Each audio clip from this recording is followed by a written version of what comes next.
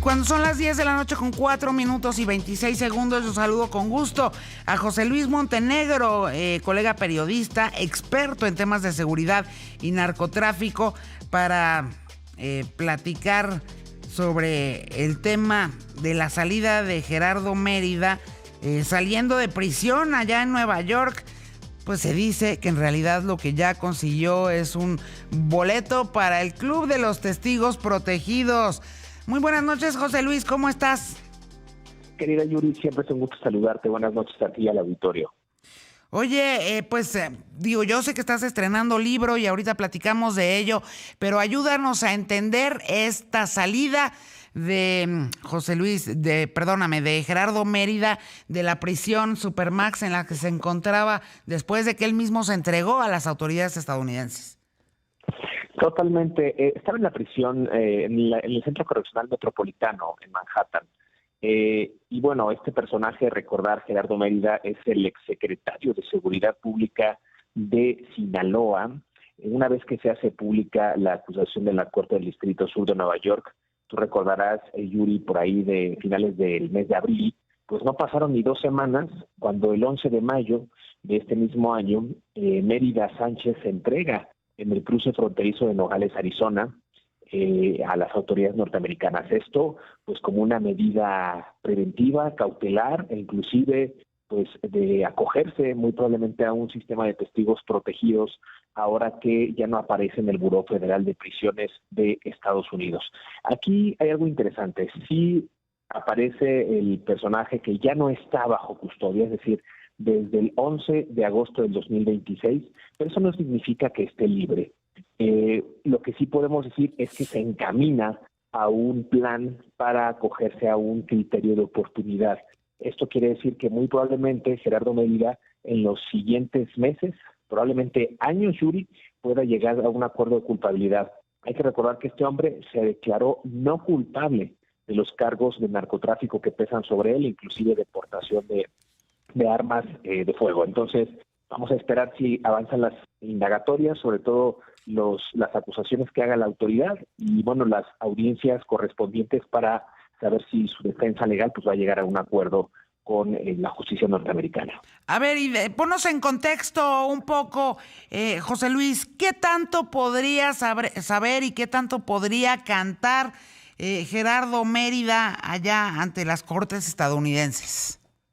Pues mira, le acusan, Yuri, de haber recibido sobornos de $100,000 mensuales por parte de la facción de los Chapitos del Cártel de Sinaloa. Es decir, este hombre le brindaba información a los hijos del Chapo Guzmán para los operativos antes de que la autoridad federal llegara a ellos, los protegía de alguna manera, les avisaba de retenes, de incautamientos. Es decir, este hombre, a pesar de no haber cumplido con su función, que era la procuración de justicia, pues tiene en su haber, en su almanaque criminal, pues todos los operativos, todas las corruptelas, todo el dinero que pagaron estos personajes, no solamente a él, sino al propio Rubén Rocha Moya, gobernador con licencia, al senador con licencia Enrique Insunza, al alcalde de Culiacán, Juan de Dios Gávez Mendívil, y a otros tantos policías de investigación y otros funcionarios de la Administración Estatal de Sinaloa. Bueno, pues Gerardo Mérida podría brindar todos esos detalles antes de que la propia autoridad mexicana lo alcanzara, porque, insisto, se entrega en Estados Unidos y es obvio que no se hubiera entregado si no supiera y no tuviera toda la información de primera mano de qué fue lo que ocurrió en ese estado cooptado hoy por el crimen organizado. Si no tuviera fichas con las cuales negociar, digamos, ¿no?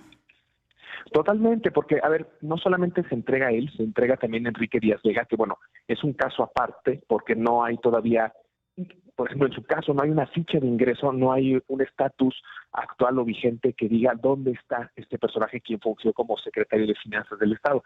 Pero en el caso de Gerardo Mérida sabemos que se entrega el 11 de mayo, que lo ponen en reclusión en el Centro Correccional Metropolitano de Manhattan, y hoy día pues ya no está bajo custodia. Puede ser que lo trasladen a otra prisión, puede ser que lo hayan trasladado a una prisión o a un centro correccional privado o alguna casa de seguridad, que es común que se hace en estos casos, porque va a empezar a cooperar el testigo, en este caso protegido potencial, porque todavía no está claro no se ha declarado culpable de los actos ilícitos que cometió en territorio mexicano, con obviamente perjuicio de la sociedad norteamericana, en este caso narcotráfico. Oye, y por último, déjame preguntar sobre este caso, déjame preguntarte, José Luis, porque él se entregó.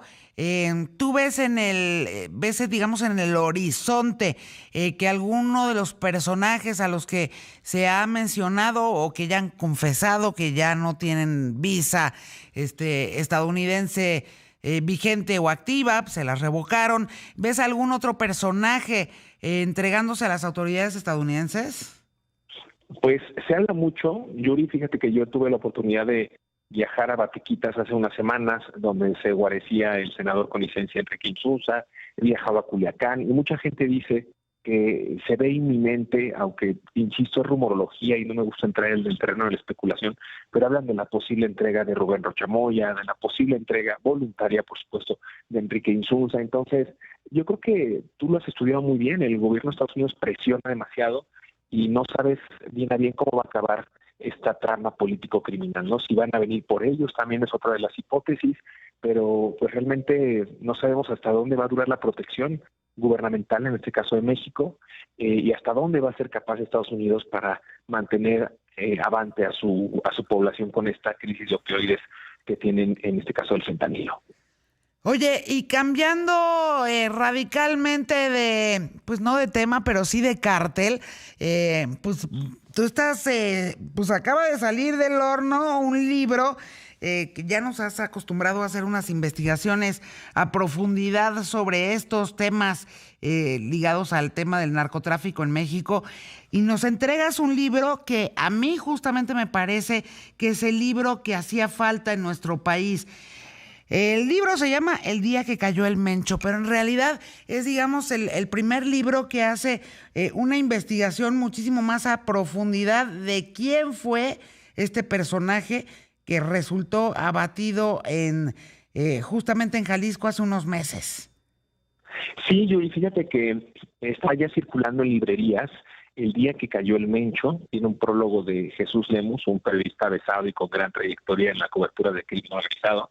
Este libro, El día que cayó el Mencho, publicado por Editorial Planeta, es, me atrevo a decir, el primer acercamiento a una biografía criminal de Rubén Oseguera Cervantes, porque no solamente recojo los testimonios en campo de la región donde él nació, me refiero a Naranjo de Chila, en Aguilla, en Michoacán, sino también voy a la zona de conflicto en Tapalpa, en Jalisco, donde lo abaten, como bien refieres, el pasado 22 de febrero.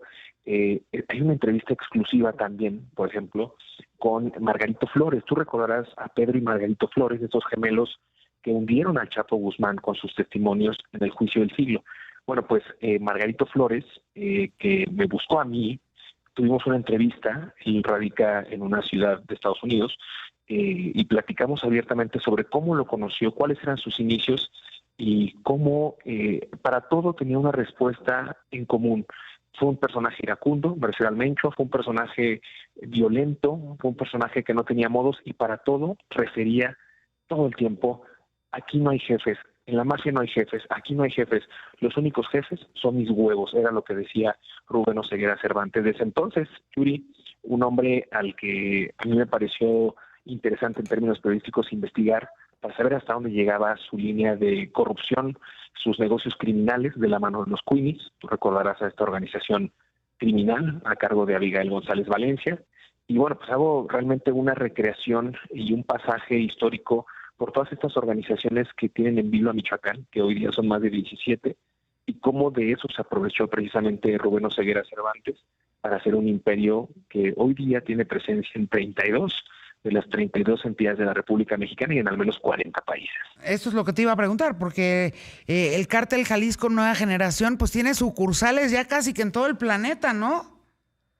Los tiene en todo el planeta, y fíjate que hay una comparación que hace el colega Diego Enrique Osorno, que dice que son los Oxxos del crimen. Pues es que sí, es una franquicia criminal. El Cártel Jalisco Nueva Generación hay que entenderlo no como un cártel, sino como una empresa transnacional de las drogas que se dedica, sí, a ese rubro, pero que ha también operado en una gama tan amplia de delitos, Yuri, como tráfico de personas, como la trata de tráfico de personas, de migrantes, y hoy día también contrabando de combustible, que es el segundo ingreso mayor de estos cárteles de la droga del huachicol. ¿Lo presentas próximamente, José Luis? Lo presento, te voy a dar la fecha, Yuri, pero de momento ya es en librerías, se pueden encontrar en formato físico, en tiendas digitales, formato electrónico y también en audiolibro. ¿Y lo presentas cuándo? Todavía no tengo una fecha en concreto, pero en cuanto la tenga, te prometo que te la paso y nos sentamos a platicar más a fondo. Muchas gracias, te mando un abrazo, José Luis Montenegro, periodista, experto en temas de seguridad, te mando un abrazo, gracias.